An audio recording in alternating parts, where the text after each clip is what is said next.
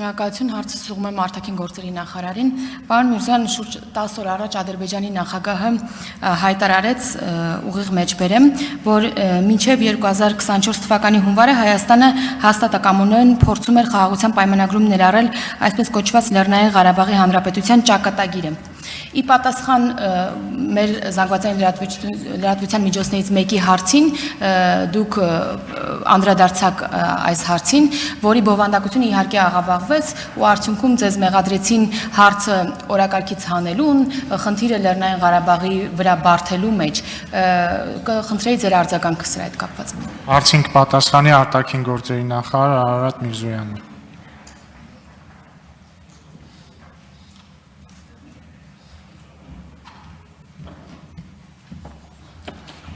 Բարև ձեզ, շնորհակալ եմ հարցի համար։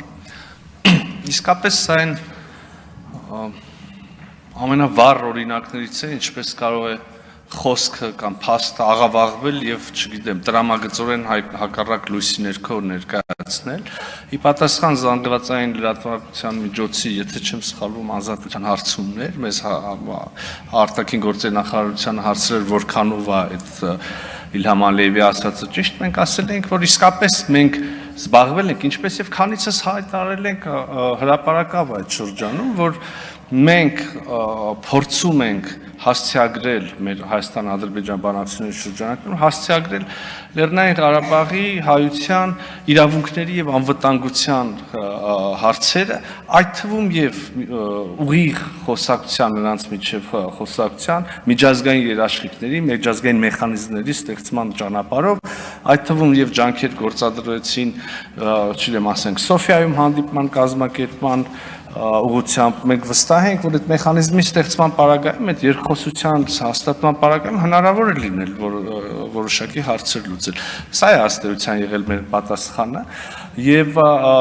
փաստա, որ բռնի տեղահանությունից հետո եւ հատկապես եւ նաեւ իրենց ինքնալուծարման վերաբերյալ այդ հանրահայտ փաստաթղթից հրճակումից հետո դա այդ օրակարգը այլևս չի կարող շարունակվել այն պարզ պատճառով, որ այդտեղ մարդ չի ապրում, հայություն չկա, որ իրավունքների մասին խոսենք։ Սա է եղել արտաքին գործերի նախարարության արձագանքը եւ զարմանալիորեն ստացվեց ինչ, իրենց հատուկ, իրենց տիրապետության տակ եղած աֆիլացված մեդիա ռեսուրսների միջոցով սկսեցին ասել, որ մենք ենք անել հարցը օրակարգից։ Ես կրկնում եմ, այս կառավարությունը վարչապետ Փաշինյանի գլխավորությամբ արել է ամեն ինչ, որպեսզի այդ մարդկանց իրավունքների եւ անվտանգության հարցը որևէ կերպ հասցեագրվի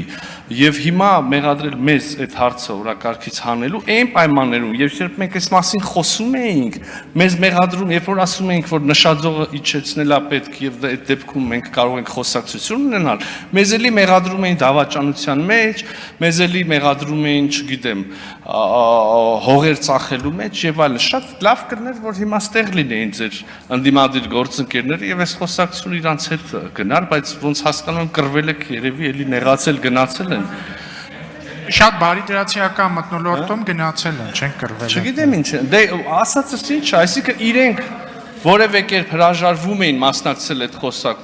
խոսակցությանը, այդ թվում եւ այստեղ նստած մարդկանց դրդմամբ։ Հանրահայտ չի, որ Լեռնային Ղարաբաղը մերժեց օրինակ մասնակցել Սոֆիայի հանդիպմանը։ Հիմա մեզնից ի՞նչ են ուզում։ Այսինքն ձեռ են առնում, ես չեմ հասկանում։ Այս հարցերի պատասխանը լրջորեն պիտի տրվի վերջը, թե չէ։ Ինչքան կարելի անընդհատ իրանց եղած նույն թերթերի միջոցով ասել Ղարաբաղը հանձնեցին։ Հիմա գիտեք ինչ են ասում, ասեն Ղարաբաղը բանը Հայաստանի կառավարությունը լուծարեց։ Լավ, այդքան կարճ է մարդկանց հիշողությունը, ում են հիմարի տեղ դնում։